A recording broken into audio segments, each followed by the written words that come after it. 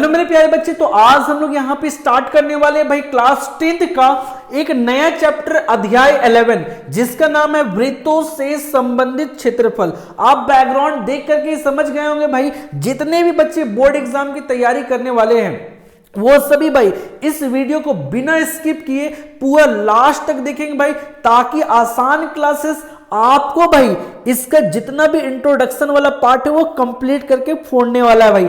आइए यहाँ पे इसके इंट्रोडक्शन पार्ट को देखते हैं।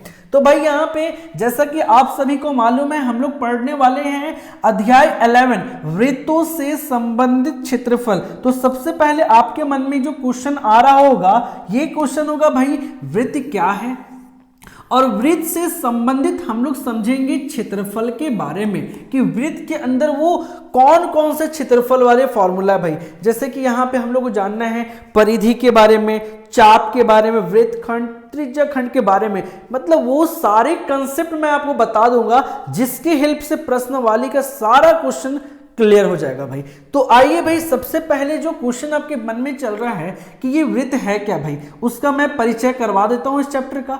तो वृत्त क्या भाई, एक तल पर सभी बिंदुओं का समूह जो तल के एक स्थिर बिंदु से स्थिर दूरी पर स्थित हो, वृत्त कहलाता है। कुछ समझ में नहीं आया होगा ना, आ जाओ भाई मैं आपको यहाँ पे एग्जाम्पल देकर समझाता हूँ। जैसे कि आपको ये दिख रहा है भाई, ये एक वृत्त है, और वृत्त जो होता है वो असंख्य बिंदुओं से मिलकर के बना होता है। किससे मिलकर के बना होता है? असंख्य बिंदुओं से मिलकर आपका क्या बना हुआ होता है भाई? वृत्त बना होता है।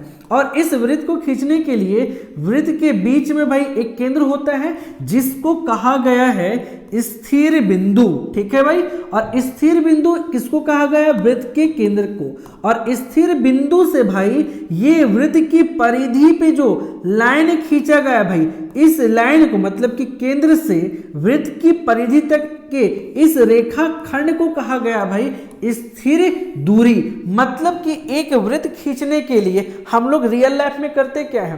प्रकाल लेते हैं। प्रकाल में भाई प्रकाल का एक नोक होता है, एक पेंसिल का साइड होता है। करते क्या भाई, स्केल से हम लोग कुछ लंबाई को मान करके 5-6 सेंटीमीटर, 4 सेंटीमीटर, कुछ भी लंबाई को मान करके प्रकाल की नोक को क्या करते हैं? पेंसिल की सतह पे तल पे रखते हैं और भाई घुमा देते हैं। घुमाने के बाद जो हमारा बनता है वो वृत्त कुछ इस तरीके से बनता है। तो बीच वाले पोर्शन को भाई जहां प्रकाल की नोक रखते हैं उसको केंद्र कहते हैं, और ये भाई वृत्त की परिधि है। और परिधि से भाई परिधि और केंद्र से मिलाने वाले इस रेखा खंड को वृत्त की त्रिज्या कहते हैं, जिसको हम लोग आर से सूचित करते हैं। तो भाई कुल मिला के 100 बात की एक बात मैं आपको कहना चाहता हूं कि वृत्त क्या है भाई? असंख्य बिंदुओं का समूह जो एक स्थिर बिंदु से स्थिर दूरी पर होता है, वृत्त कहलाता है। और वृत्त का भाई हमारे रियल लाइफ में बहुत सारा एग्जांपल है। जैसे साइकिल का जो पहिया होता है वो, महिलाओं का जो बैंगल्स चूड़ी होता है वो सारा एग्जांपल है भाई वृत्त का। आइए और भी कुछ छोटे छोटे टर्म वृत्त का मैं आपको समझा देता हूं। तो जैसा कि आप सभी को हमारे प्यारे बच्चे मालूम है कि ये वृत्त है, और वृत्त का भाई बीच में केंद्र होता है। केंद्र से मिलाने वाली परिधि तक के रेखा को भाई मतलब क्या, केंद्र से परिधि तक मिलाने वाली इस रेखा खंड को हम लोग त्रिज्या कहते हैं, जिसको आर से सूचित किया जाता है। और ये वृत्त का केंद्र है भाई, और ये हमारे प्यारे बच्चे त्रिज्या है। ठीक है, और ये जो आपको दिख रहा है भाई, है ना, जिसपे मैं ये कांटेदार भाई बना रहा हूं, वो किसके ऊपर बना रहा हूं? वृत्त की परिधि के ऊपर। मतलब ये पोर्शन को हमारे प्यारे बच्चे परिधि कहते हैं। बाउंड्री को, वृत्त की इस बाउंड्री को वृत्त की परिधि सर्कमफेरेंस कहते हैं हमारे प्यारे बच्चे। आइए थोड़ा सा और आगे बढ़ते हैं। आप सभी को जैसे कि मालूम है कि ये एक वृत्त है, और वृत्त का भाई ये केंद्र है। केंद्र से मिलाने वाली परिधि तक के रेखाखंड को क्या बोलते हैं भाई? हम लोग कहते हैं त्रिज्या। और वृत्त की त्रिज्याएं जो होती है आपस में बराबर होती है। क्या होती है? बराबर होती है कि नहीं होती है? अरे कमेंट करो भाई, वृत्त की त्रिज्याएं आपस में क्या होती है? बराबर होती है। आइए थोड़ा सा और बात जानते हैं। अब जैसे कि ये वृत्त है, क्या है भाई? वृत्त का केंद्र है। वृत्त का भाई ये क्या है? त्रिज्या है ना। अब भाई यहां से मैं यहां तक लाइन खींचता हूं तो ये भी त्रिज्या और ये भी त्रिज्या, मतलब ये कुल लंबाई को हम लोग क्या कहते हैं, व्यास कहते हैं। क्या कहते हैं, व्यास। और व्यास को हम लोग डी से सूचित करते हैं भाई, किससे, डी से सूचित करते हैं। तो इसका मतलब एक कंसेप्ट हम लोग के पास निकल के आया भाई कि व्यास बराबर जो होता है वो 2r होता है, क्योंकि व्यास जो होता है हमारे प्यारे बच्चे दो त्रिज्या से मिलकर के बना हुआ होता है। एक बच्चे ने बोला सर यहाँ पे आप एक कंसेप्ट मुझे बता सकते हैं कि त्रिज्या बराबर क्या होता है। कुछ नहीं भाई, एक काम करते हैं, 2 और त्रिज्या आपस में गुना में है और ये गुना में ये साइड आएगा तो भाई भागम होगा, तो ये साइड आके भागम होगा ना, तो त्रिज्या बराबर होगा d/2। इसका मतलब ये सभी बात आप लोगों को क्लियर है पहले से भी कि व्यास जो होता है दो त्रिज्याओं के मिलने से बना है और जो त्रिज्या होता है वो व्यास का क्या होता है भाई, आधा होता है। तो ये बात आपको समझ में आ गया भाई। ये जो दो फॉर्मूला समझ लो इसको भाई 10-10 बार अपने कॉपी में बना लेना ताकि भाई आपको याद रहे। ऐसे सभी बच्चों को ये याद रहता है भाई। क्या भाई, d बराबर क्या होता है 2r और रेडियस बराबर होता है व्यास बटे 2। आइए थोड़ा सा हम लोग और भी छोटी छोटी बातों के बारे में पढ़ते हैं। जैसे कि आप जान रहे हैं ये क्या है भाई, वृत्त की परिधि है। क्या है, वृत्त की परिधि है कि नहीं है भाई। अब वृत्त की परिधि, अगर कोई बंदा भाई इस बिंदु से दौड़ना स्टार्ट किया और भाई दौड़ते दौड़ते दौड़ते दौड़ते वापस से अपने ही जगह पे पहुंच जाता है, तो ये परिधि की कुल लंबाई निकालना हो तो कैसे निकालेंगे भाई। तो आप सभी को मालूम हमारे प्यारे बच्चे कि परिधि बट्टे व्यास जो होता है इसी से मिल करके हमारा पाई बना होता है और पाई एक अपरिमेय संख्या आप सभी को मालूम है भाई। अब थोड़ा सा आगे बढ़ते हैं, यहाँ पे परिधि को ऐसे ही रखते हैं भाई और व्यास जिसको d कहते हैं, व्यास बराबर होता है 2r। अरे होता है ना, 2r होता है बराबर पाई, इसके नीचे कुछ नहीं तो 1। भाई क्रॉस गुना करेंगे तो हम लोग ये लिख सकते परिधि को अगर 1 से गुना करेंगे हमारे प्यारे बच्चे तो ये परिधि कम परिधि 2r को पाई से गुना करेंगे तो होगा 2πr। तो इसका मतलब ये समझ में आया, अगर भाई यहां से यहां तक की कुल लंबाई निकालना हो, मतलब वृत्त की परिधि निकालना हो तो कैसे निकालेंगे, 2πr। क्लियर है भाई। थोड़ा सा मैं आपको पाई के बारे में इंट्रोडक्टरी करवा दे रहा हूं, समझा दे रहा हूं। देखो पाई जो है ना एक अपरिमेय संख्या है, पाई एक अपरिमेय संख्या है, लेकिन भाई 22/7 इसका मान जो है हम लोग सॉल्व करने के लिए बनाते हैं। ये परिमेय संख्या बट ये अपरिमेय संख्या, क्योंकि इसका मान भाई अभी तक फाइनल नहीं आया है भाई। ऐसे जब इससे इसको भागा देते हैं तो भाई 3.14, उसके बाद ये संख्या जो आगे रिपीट करने लगता है। तो क्वेश्चन का अकॉर्डिंग पाई का मान हम लोग 22/7 या फिर भाई जहां पे क्वेश्चन में कहेगा 3.14 लेना है वहां पे ये लेंगे भाई।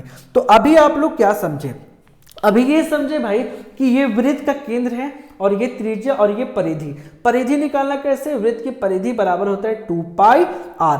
पाई भाई एक अपरिमेय संख्या लेकिन 22/7 ये परिमेय संख्या है।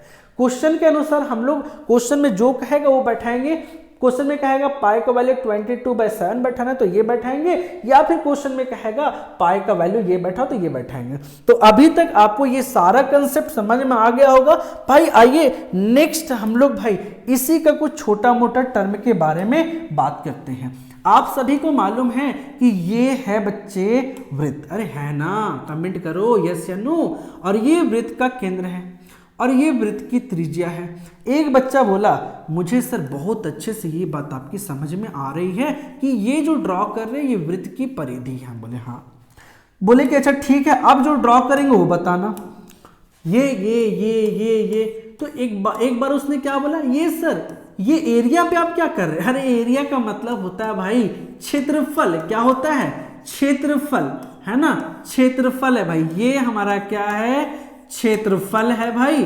वृत्त के बाउंड्री के अंदर वाले इस पूरे भाग को क्या कहते हैं, क्षेत्रफल। अब अगर मान लो भाई वृत्त का क्षेत्रफल निकालना हो, क्या निकालना हो भाई, वृत्त का क्षेत्रफल निकालना हो, तो आप सभी बच्चे बताएंगे भाई वृत्त का क्षेत्रफल निकालने का क्या फॉर्मूला होता है। तो होता है भाई पाई आर स्क्वायर होता है ना।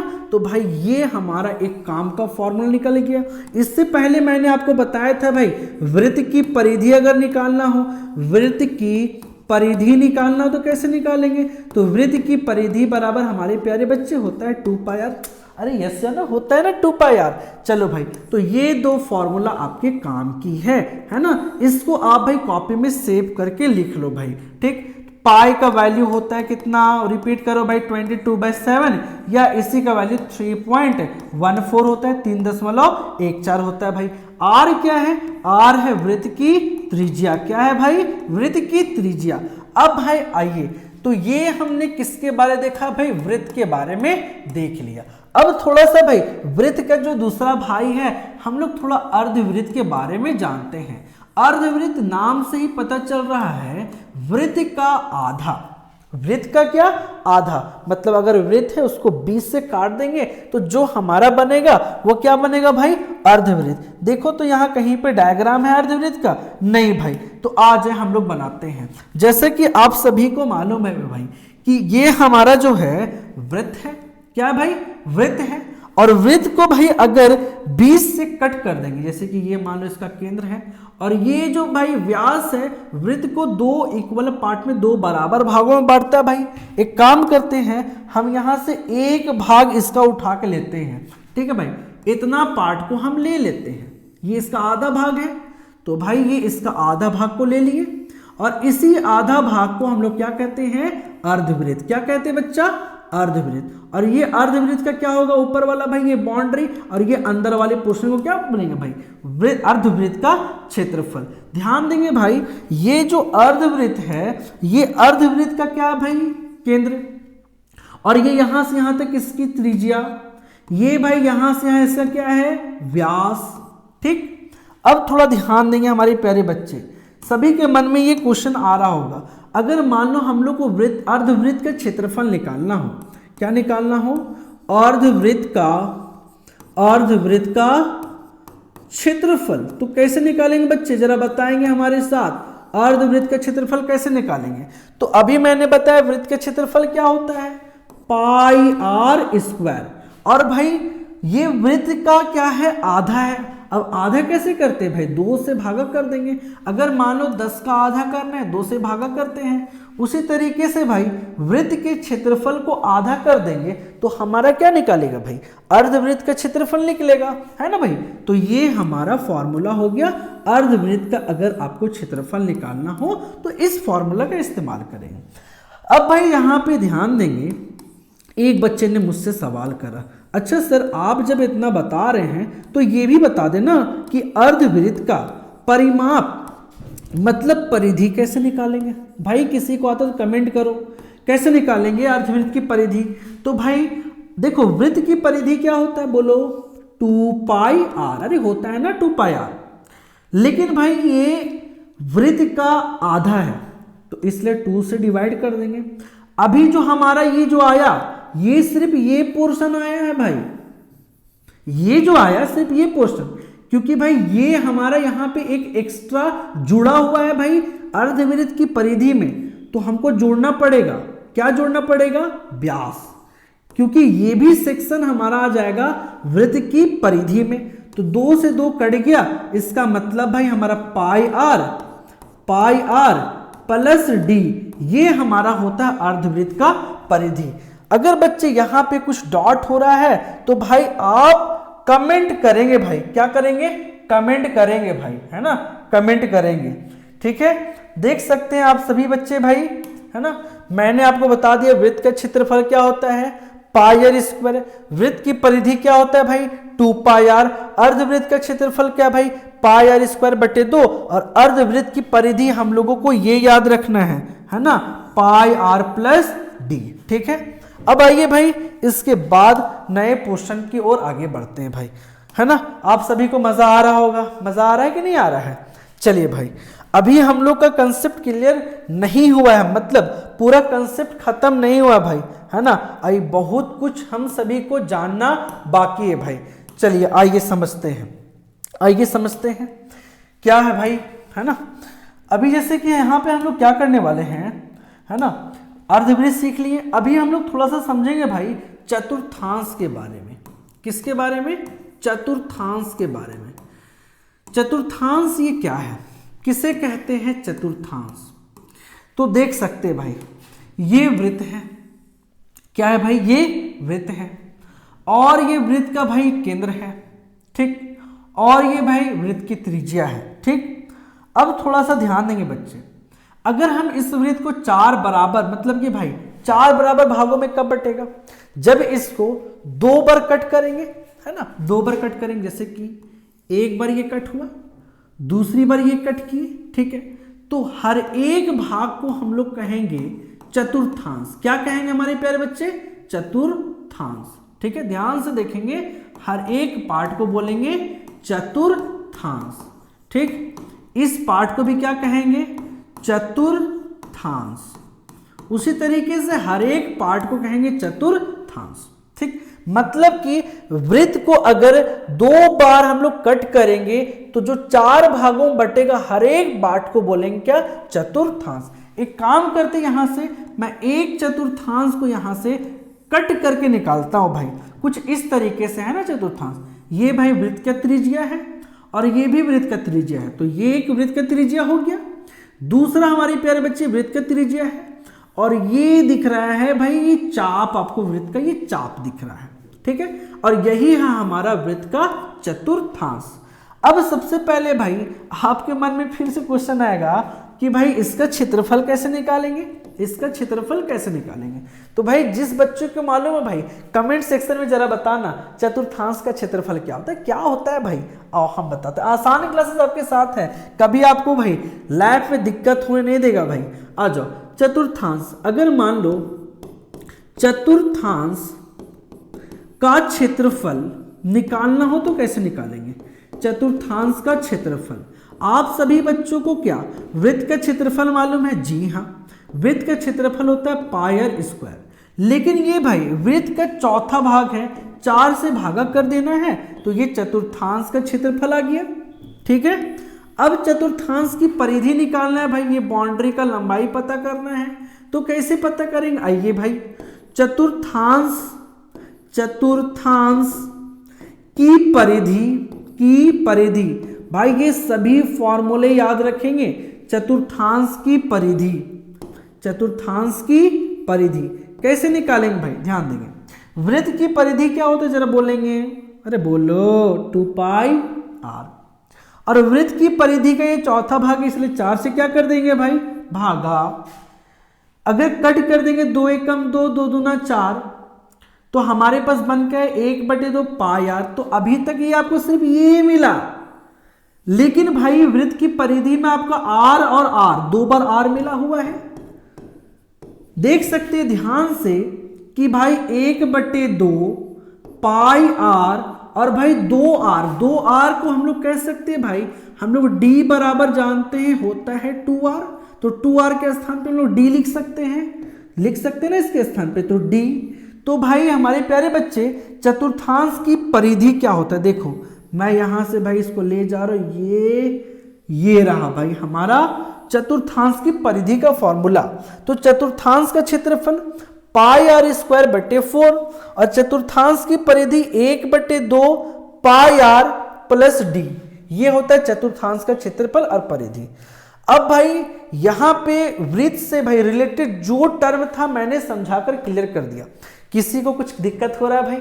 एकदम दिक्कत नहीं लेना भाई, और वीडियो को फुल मोटिवेट होकर के देखना है भाई, क्योंकि आपका बोर्ड एग्जाम बहुत नियर है भाई, और एक एक मिनट का आपको हिसाब रखना है कि 1 मिनट भाई इस समय कहाँ एक्सपेंड करे भाई।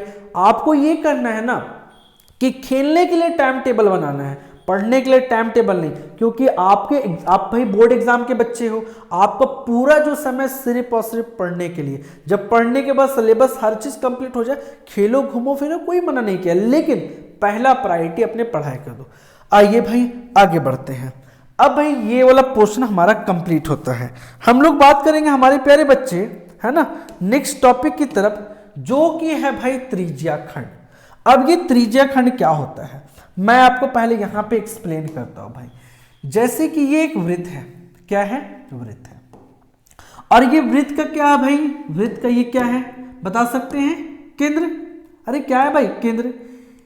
केंद्र से अगर यहां से एक लाइन खींचेंगे भाई तो ये त्रिज्या है, ये भी क्या है बच्चा, त्रिज्या।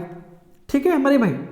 अब दो त्रिज्या और यहां पे आपको दिख रहा है संगत भाग, इस संगत भाग को हम लोग चाप बोलते हैं। क्या बोलते हैं, चाप। ठीक है, तो भाई दो त्रिज्या और चाप से बना हुआ इस भाग को हम लोग कहते हैं त्रिज्या खंड। क्या कहते हैं, अरे बोलो हमारे साथ, क्या कहते हैं, त्रिज्या खंड। एक बच्चा कहना था, देखिए ना सर ऊपर में भी, ऊपर वाला भी त्रिज्या, त्रिज्या और संगत चाप से मिलकर के ऊपर वाला भाग भी बना हुआ है, तो क्या ऊपर वाले इस भाग को त्रिज्या खंड नहीं कहेंगे। हम बोले भाई इसको भी त्रिज्या खंड कहेंगे। अरे दोनों हमारा त्रिज्या खंड है। बच्चा बोला थोड़ा सा और एक्सप्लेन कीजिए सर। हम बोले ठीक है बेटा, इस नीचे वाले पोर्शन को मैं काट के निकाल दिया। ये भाई जो पोर्शन आपको दिख रहा है ये है आपका त्रिज्या खंड। दो त्रिज्या और ये चाप से मिलकर के क्या बना है भाई, आपका त्रिज्या खंड। क्या बना है भाई, त्रिज्या खंड बना है। ठीक है, बच्चा बोला ऊपर वाला जो पोर्शन है सर और ऊपर वाला जो चाप है ना, उससे ये भी तो हमारा भाई त्रिज्या खंड है। बोले जी हाँ, ये भी त्रिज्या खंड है, लेकिन फर्क इतना है कि ये छोटा वाला त्रिज्या खंड है, ये बड़ा वाला को हम लोग बोलते हैं बच्चा दीर्घ त्रिज्या खंड। क्या बोलते हैं, दीर्घ। और छोटे वाले को बोलते हैं बच्चा लघु त्रिज्या खंड। अरे क्या बोलते हैं, लघु त्रिज्या खंड। आइए भाई इसी बात को मैं एक्सप्लेन करता हूं। ठीक है, इसी बात को मैं एक्सप्लेन करता हूं अच्छे से भाई, एक बार लिख देता हूं, है ना। और इससे रिलेटेड क्या क्या फॉर्मूलाज है वो मैं आपको बता देता हूं भाई। ठीक है, आ जाओ। यहां पे सबसे पहले हम लोग त्रिज्या खंड का जो डिफिनेशन लिख रखा उसको मैं एक बार पढ़ता हूं। क्या करता हूं भाई, पढ़ता हूं, ध्यान देंगे। जैसे यहां पे लिखा हो भाई त्रिज्या खंड कि एक वृत्तीय क्षेत्र का वह भाग जो दो त्रिज्याओं और संगत चाप से घिरा हो। क्या भाई लिखा हुआ है, एक वृत्तीय क्षेत्र का वह भाग जो दो त्रिज्या और भाई संगत चाप से घिरा हो उस वृत्त का त्रिज्या खंड कहलाता है। मैंने आपको यही बताया भाई कि त्रिज्या खंड कैसे बनता है। एक वृत्त है, वृत्त का भाई ये केंद्र है और हमारे प्यारे बच्चे इस केंद्र से भाई एक ये त्रिज्या, ये भी एक त्रिज्या ले ले भाई, और यहां पे भाई दो त्रिज्या के बीच में यहां पे कुछ एंगल बन रहा है जिसको थीटा के नाम से जानते हैं। थीटा का मतलब क्या होता है भाई, कोण। थीटा का मतलब कोण, है ना।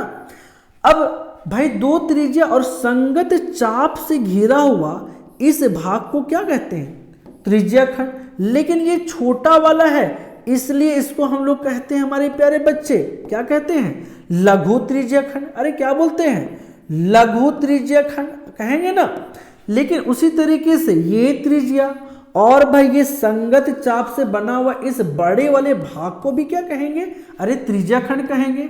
लेकिन ये हमारा बड़ा वाला है इसलिए इसको कहेंगे दीर्घ त्रिज्या खंड। क्या कहेंगे, दीर्घ त्रिज्या खंड। आप सभी को समझ में आ रहा है ना। हाँ चलो भाई, वही तो लिखा था कि वृत्तीय क्षेत्र का वह भाग जो दो त्रिज्या और संगत चाप, ये है आपका भाई चाप, संगत चाप से घिरा हो उस वृत्त का भाई एक त्रिज्या खंड ये कहलाता है।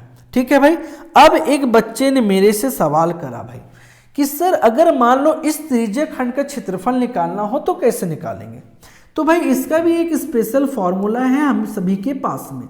कैसे भाई निकालेंगे, देखेंगे ध्यान से। त्रिज्या खंड का क्या निकालना है भाई, क्षेत्रफल। क्या निकालना है, क्षेत्रफल।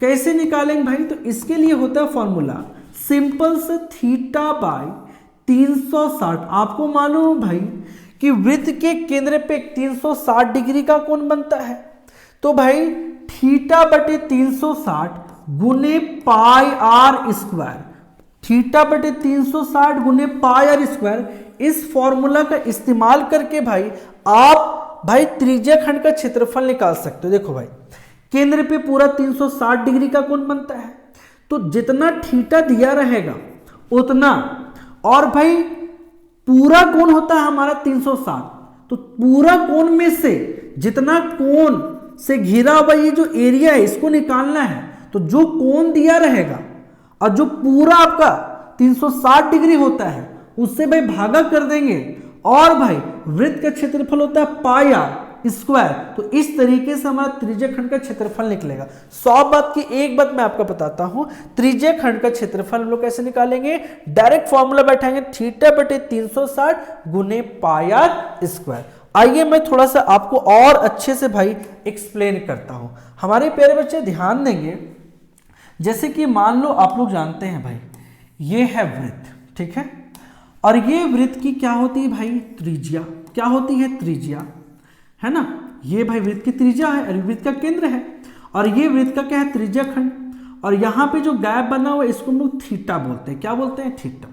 अब इसका क्षेत्रफल निकालना हो तो कैसे निकालेंगे, कैसे निकालेंगे भाई, तो इसका क्षेत्रफल निकालने के लिए भाई त्रिज्या खंड का क्षेत्रफल क्या होता है, त्रिज्या खंड का क्षेत्रफल हमारे प्यारे बच्चे बोलेंगे जी क्या होगा, थीटा बटे 360 गुने पाई आर स्क्वायर। अरे समझ में आ रहा है ना, ठीक है भाई।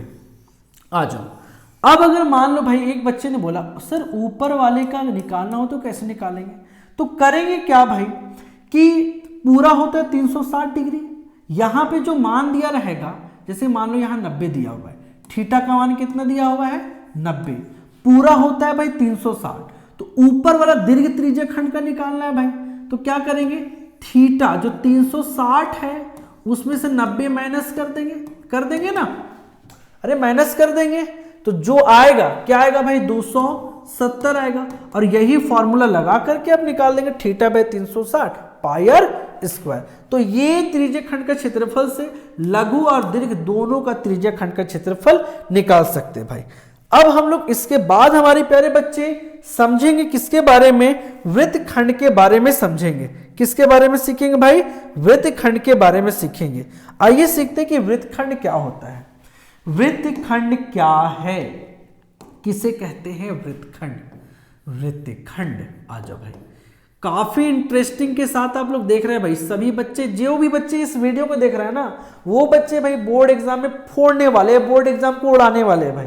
तो हम लोग सबसे पहले अभी जो बात करेंगे भाई वृत्त खंड के बारे में, ये वृत्त खंड कैसे बनता है। सो तो हमारे प्यारे बच्चे ये जो वृत्त खंड होता है ना, ये बना होता है भाई, जैसे कि ये मान लो त्रिज्या है, ठीक, और भाई ये त्रिज्या है, ये भाई वृत्त का केंद्र है, ये वृत्त है, वृत्त का ये केंद्र है भाई, और वृत्त के भाई दो बिंदुओं से होकर जाने वाली इस रेखा खंड को कहते हैं जीवा। अरे क्या कहते हैं, जीवा कहते हैं ना। तो जीवा जब खींचते हैं वृत्त में, तो वो वृत्त को दो भागों में बांटती है ना, दिख रहा है आप सभी को, एक नीचे में ये छोटा सा पार्ट, एक ऊपर में ये इसी का बड़ा पार्ट। ये छोटा पार्ट को हम लोग वृत्तखंड कहते हैं। तो वृत्तखंड कैसे बना, जीवा और संगत चाप से। तो ये जो पोर्शन है ये भी कहलाता है भाई वृत्तखंड, और ये भी पोर्शन है ये भी कहलाता है वृत्तखंड। बस फर्क इतना है, एक वृत्तखंड छोटा है इसलिए इसको हम लोग कहते हैं लघु वृत्तखंड, और ये जो पोर्शन है बड़ा है इसलिए इसको हम लोग कहते हैं दीर्घ वृत्तखंड। तो भाई जीवा द्वारा बनाया गया, जीवा और संगत चाप द्वारा बनाया गया इस भाग को हमारे प्यारे बच्चे क्या कहते हैं, वृत्तखंड। तो बच्चे ये क्या है, वृत्तखंड है ना, और ये वाला पोर्शन भी हमारा क्या है भाई, वृत्तखंड है। क्या है, वृत्तखंड। देखो बार बार मैं रिपीट कर रहा हूं, ये छोटा पार्ट है इसलिए इसको हम लोग बोलते हैं लघु वृत्तखंड, और ये बड़ा वाला भाग इसलिए इसको बोलते हैं हम लोग दीर्घ वृत्तखंड। ठीक है, आइए भाई हम लोग अपने भाई यहां पे इसका डिफिनेशन में आते हैं। वृत्तखंड क्या कहा, वृत्तखंड कहता है कि वृत्तीय क्षेत्र का वह भाग, बना लेते हैं वृत्त, वह भाग जो जीवा और जीवा बोला ना, तो जीवा बना लो, जीवा, और भाई संगत चाप, ये जो चाप दिख रहा है ना, संगत चाप के बीच में हो, इसको बीच में हो, इसी को क्या कहते हैं बच्चा, वृत्तखंड कहते हैं। परिभाषा क्लियर है भाई। अब यहाँ पे सबसे पहला सवाल ये उठता है कि इस वृत्तखंड का क्षेत्रफल कैसे निकालोगे, इस वृत्तखंड का क्षेत्रफल कैसे निकालोगे। जैसे कि आपको मालूम है कि ये वृत्त का केंद्र है और भाई केंद्र से परिधि तक मिलाने वाले इस रेखाखंड को त्रिज्या कहते हैं, इसे भी त्रिज्या कहते हैं। अब इस वृत्तखंड का क्षेत्रफल कैसे निकालेंगे, कैसे निकालेंगे इस वृत्तखंड का क्षेत्रफल, जरा आप मुझे बताएंगे, कमेंट करेंगे भाई इसका क्षेत्रफल क्या होता है। तो इसका क्षेत्रफल अगर निकालना हो, क्या निकालना है भाई, वृत्तखंड का क्षेत्रफल। तो हमारे प्यारे बच्चे कैसे निकालेंगे, बहुत सिंपल है निकालना, आइए निकालते हैं। निकालेंगे कैसे भाई, हम लोग क्या करेंगे, त्रिज्या खंड का क्षेत्रफल दिख रहा है ना आप सभी को, त्रिज्या खंड, जैसे मैं अलग कलर ले लेता हूं, ये भाई हमारा है त्रिज्या खंड, ठीक है। तो क्या करेंगे, निकालना हो अगर त्रिज्या खंड का क्षेत्रफल, त्रिज्या खंड का क्षेत्रफल में से बच्चा माइनस कर देंगे, में से क्या कर देंगे, माइनस कर देंगे, ठीक है। क्या कर देंगे भाई, त्रिज्या खंड के क्षेत्रफल में माइनस कर देंगे क्या भाई, इस वृत्त के क्षेत्रफल को, ये जो पूरा त्रिज्या खंड का क्षेत्रफल निकालेंगे ना, उसमें से इस वृत्त के क्षेत्रफल को माइनस कर देंगे। क्या कर देंगे भाई, वृत्त के इस भाई त्रिज्या खंड के क्षेत्रफल में भाई इस त्रिभुज के क्षेत्रफल को माइनस करेंगे। फिर से सुनना ध्यान से, इस पूरे त्रिज्या खंड के क्षेत्रफल में इस त्रिभुज के क्षेत्रफल को माइनस करेंगे। किसको भाई, त्रिभुज का क्षेत्रफल को माइनस कर देंगे, ठीक है। तो हमारा क्या निकलेगा हमारे प्यारे बच्चे, वृत्तखंड का क्षेत्रफल। आप सभी बच्चे को मालूम है त्रिज्या खंड का क्षेत्रफल क्या होता है, तो थीटा बटे 360 गुने पाई आर स्क्वायर, ठीक है। और भाई अब यहाँ पे त्रिभुज किस तरह का होगा वो डिपेंड करेगा भाई यहाँ पे कोण कितने का है। अगर मान लो यहाँ बनने वाला जो कोण है, अगर मान लो थीटा 60 डिग्री का हो, कितना डिग्री का हो, 60 डिग्री का हो, तो 60 डिग्री का अगर थीटा होगा भाई, अगर थीटा 60 डिग्री का होगा तो ये त्रिभुज आपका होगा क्या भाई, समबाहु त्रिभुज का क्षेत्रफल। समबाहु त्रिभुज का क्षेत्रफल घटाएंगे और समबाहु त्रिभुज का क्षेत्रफल आप सभी को मालूम है क्या होता है भाई, होता है √3/4 भुजा स्क्वायर। अरे होता है ना, √3/4 भुजा स्क्वायर, ऐसे निकाल सकते हैं। ये पहला हो गया। अगर मान लो थीटा का मान, अगर मान लो बच्चा थीटा का मान यहां पे 90 डिग्री हो, तो ये बन जाएगा समकोण त्रिभुज। क्या बन जाएगा, समकोण त्रिभुज। तो कैसे निकालेंगे बच्चा, ध्यान देंगे, पूरा त्रिज्या खंड के क्षेत्रफल में घटा देंगे ये समकोण त्रिभुज का क्षेत्रफल को, है ना। त्रिज्या खंड का क्षेत्रफल होता है थीटा बटे 360 गुने क्या होता है बच्चा, पाई आर स्क्वायर। अरे समझ में आ रहा है ना, इसमें से माइनस कर देंगे समकोण त्रिभुज का क्षेत्रफल। और भाई समकोण त्रिभुज का क्षेत्रफल होता है 1/2 आधार गुने ऊंचाई, इस तरीके से निकालेंगे। लेकिन एक बच्चा भाई परेशान हो गया, बोला सर कि अब मान के चलिए यहां पे ये वृत्त दिया हुआ है, ये वृत्त है, हम बोले हाँ, और ये वृत्त का केंद्र है सर, हम बोले हाँ, और भाई यहां पे सर ये है वृत्तखंड, ठीक है, और इसका क्षेत्रफल निकालना है। ये भाई यहां से इसकी त्रिज्या है, ये यहां से इसकी त्रिज्या है। एक फॉर्मूला बताइए ना जिससे इस वृत्तखंड का क्षेत्रफल को निकाला जा सके, एक फॉर्मूला बताइए ना, है ना।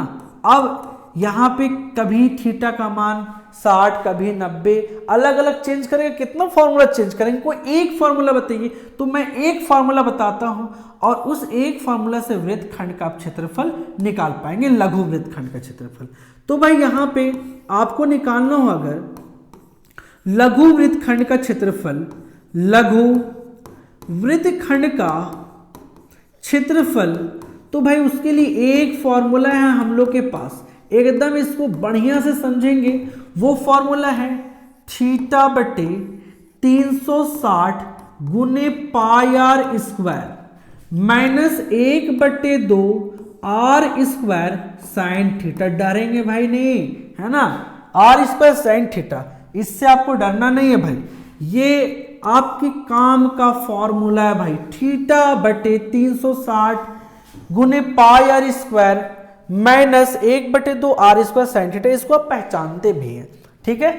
चलो भाई, अब यहां पे एक बच्चा बोला ठीक है इस ये लघु का निकाल लेंगे। अगर मान लीजिए हमको दीर्घ वृत्तखंड का निकालना हो तो ये दीर्घ वृत्तखंड का क्षेत्रफल निकालना हो, कैसे निकालेंगे? तो इसके लिए बहुत आसान कंसेप्ट है भाई, दीर्घ वृत्तखंड का क्षेत्रफल कैसे निकालेंगे? तो कैसे निकालेंगे भाई, कैसे निकालेंगे? बहुत आसान है, आ जाओ। दीर्घ वृत्तखंड का क्षेत्रफल, दीर्घ वृत्तखंड का क्षेत्रफल कैसे निकालेंगे बच्चा, जरा बताएंगे। तो एक बच्चे ने बोला कि सर वृत्त का पूरा क्षेत्रफल निकाल लेंगे। तो वृत्त का क्षेत्रफल होता है पाई आर स्क्वायर, निकाल करके उसमें माइनस कर देंगे ये जो लघु वृत्तखंड का क्षेत्रफल निकाल करके वृत्त के क्षेत्रफल में माइनस कर देंगे। किसको भाई? लघु वृत्तखंड के क्षेत्रफल को, ठीक है। तो इस तरीके से हमारा आ जाएगा भाई दीर्घ वृत्तखंड का क्षेत्रफल। यहां पे जो आपका सबसे इंपॉर्टेंट है बच्चा, लघु वृत्तखंड का क्षेत्रफल क्या? थीटा बटे 360 pi are square minus 1/2 are square sine theta. अभी तक क्या क्या फॉर्मूला आया, एक बार मैं भाई रिकैपिचुलेट करवा देता हूं। सबसे पहला हमारे पास फॉर्मूला आया भाई, क्या फॉर्मूला आया? सबसे पहला आया भाई वृत्त का क्षेत्रफल। और वृत्त का क्षेत्रफल क्या होता है भाई? वृत्त का क्षेत्रफल होता है हमारे प्यारे बच्चे पाई आर स्क्वायर। दूसरा हम लोग के पास क्षेत्रफल आया वृत्त की परिधि, वृत्त की परिधि। तो वृत्त की परिधि क्या होता है दोस्त, बोलेंगे कमेंट करेंगे फटाफट। वृत्त की परिधि होता है 2 पाई आर। थर्ड नंबर में हम सभी के पास में आया भाई, क्या आया थर्ड नंबर में, जरा बताएंगे। अर्धवृत्त का क्षेत्रफल क्या होता है हमारे प्यारे मित्र? अर्धवृत्त का क्षेत्रफल होता है क्या भाई? 1/2 पाई आर स्क्वायर होता है ना। अगर मान लो हमारे प्यारे बच्चे अर्धवृत्त का अगर परिधि निकालना हो, किसका? अर्धवृत्त का परिधि, तो कैसे निकालेंगे बच्चा? अर्धवृत्त की परिधि निकालेंगे हम लोग क्या भाई? पाई आर प्लस डी, समझाया ना मैंने। चलो भाई आ जाओ। 5वां नंबर में मैंने आपको बताया चतुर्थांश का क्षेत्रफल। किसका भाई? चतुर्थांश का क्षेत्रफल। अब ये चतुर्थांश का क्षेत्रफल निकालना हमारे प्यारे बच्चे, तो निकालेंगे कैसे? फॉर्मूला होता है 1/4 पाई आर स्क्वायर, याद आ रहा है ना? हाँ चलो भाई।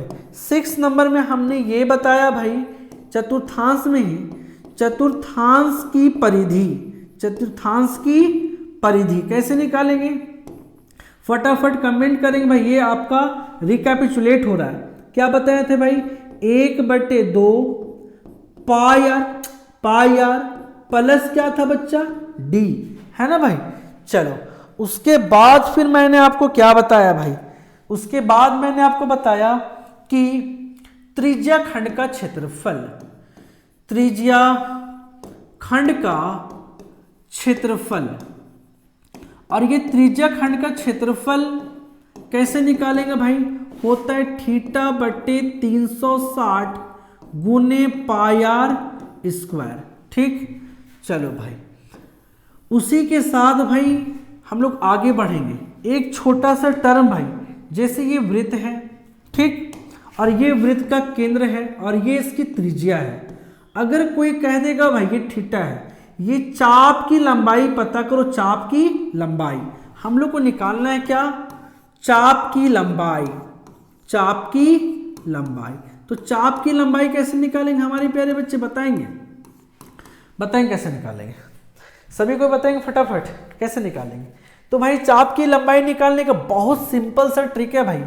जैसे कि आप लोग को मालूम है होता है थीटा बटे 360 गुने क्या भाई?